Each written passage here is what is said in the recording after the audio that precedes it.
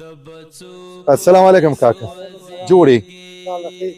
تکړه کاکا دا چی بار کړی دي دا کبار ده کبار ده په دې څه کې دا په کلي کې خرڅومه صابون ده شامپو دي پلې دي وچې شیدې دي املیانې دي بس نه همې لورګانې دي خدای فضل ده نه لورګانې دي او نه لورګانې پاسه خدای تعالی به دغه ډاټل ولا څه نشته نه سره دا په خپله سپینېږي لګیا په دا شي ته زموږ چې کو دا ګورو دا ډیره سخته نه ده دا سپینګری ماته چا ویلو صاحب وکړه خدا چي دي دا شامپو دي تراګه خا دا ایستکه خدا اخلي خا نور دا کبار اخلي د کوسوجي ګرځي په شا دا چي دي دا کبار دام تراکه دام ګرځي دا خرڅو دا خرڅ کړي نه خلک خپل خرڅي په باندې شامپو باندې صابون باندې پور خپ نور چی ورکه کاکا دا ډیر سامان دی او دا شی وسره باندې وته ورکو دا د سپوتو مې لګای دا خا او دا څنګه دي مشکل مې دا کنه سماته یو خو مثلا یو دکان خو راته برابر شي نو زه به دغه د سپینګیره سړی ما د خپل مزاوله سره خوشم خراب لګناستې مخلاص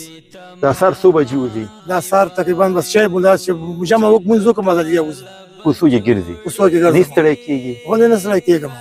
او 100 روپۍ ګټي ده 80 روپۍ 80 روپۍ تر مخامه پورې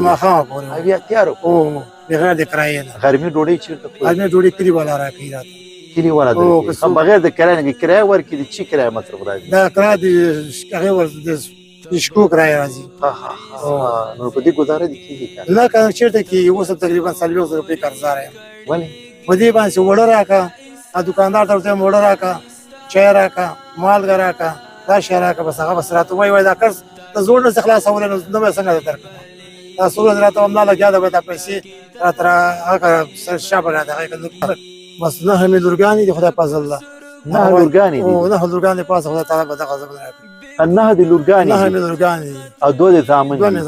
هټ فارمینګ دی هټ فارمینګ د 1000 روپۍ څنګه چلی خو نه چلی کنه خو زمام دا وایم کنه دغه خو حالت بس ما تم د کلی والا وای بس پنځه سړی په تاسو دا پکار ده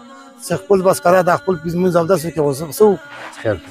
دا کاکا ماته چا ویلو زراغله مکه می تاکید کړی دی صحیح ده کنه تو دغه عزیز الله ورور یو سمرسته ماته راکړی ده او تای سپار مدا واخله بل حال د خپل کار صحیح ده دا د عزیز الله ورور دغه مرسته ده صحیح ده دا ورور ته عزیز الله د دعاګانې ولې د دعاګانې بس څنګه کوم حالات کامیاب لري حوالات نه خرابې حالات په دې دنیا کې نه کامیاب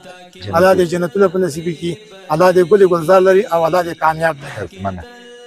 نو قدمندو یو سمرسته یو سپارله چارات ویلو د دې په وخت نو قدمندو دا مخبرونه ان شاء الله به وسات خدمت درو الله حافظ